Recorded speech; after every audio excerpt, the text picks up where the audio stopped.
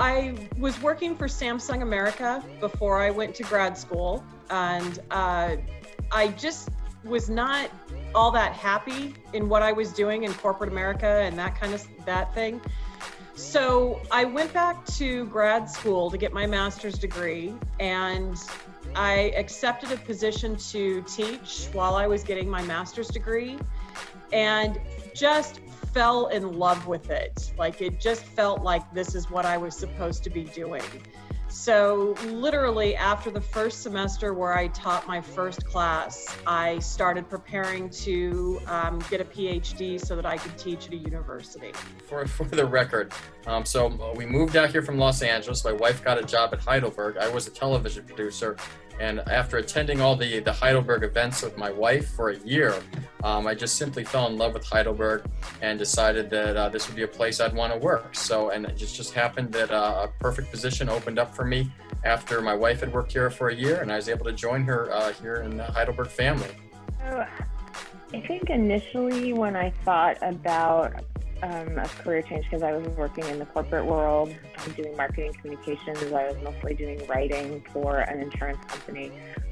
I was looking for something that was more intellectual and creative than what I was doing. I just wasn't engaged with the work I was doing. So I was really interested in TV, and there were a lot of things happening on TV at that time that I really wanted to write about. So that's really what inspired me to decide to pursue a PhD and to pursue it in American culture studies, because I wanted to study popular culture and media through that cultural perspective, because that's really what I wanted to write about in terms of my particular interest at that time was gender roles on television. So I really wanted to take a deep dive into that intellectually.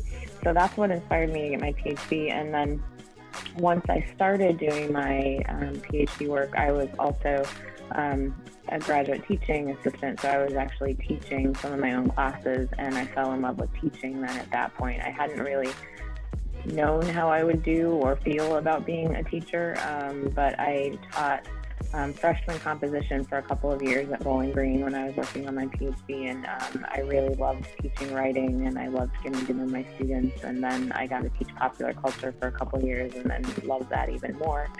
So that's how I ended up deciding that yes, this was the career for me. I actually had never intended on becoming a professor.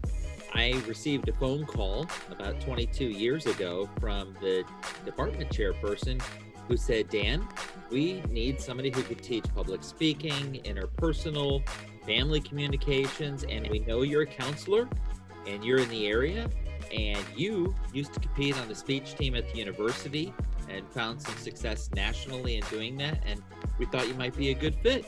And I said, man, that sounds fantastic. When are you thinking? And he said, next week. And I went, all right. And so what turned into 22 years of teaching just started from a phone call, because I just had a passion for these areas of communication and public address and sharing about family life. So it was never part of my plan, but I think it was one of those things where being in the right place at the right time and being prepared really helped me to have this opportunity.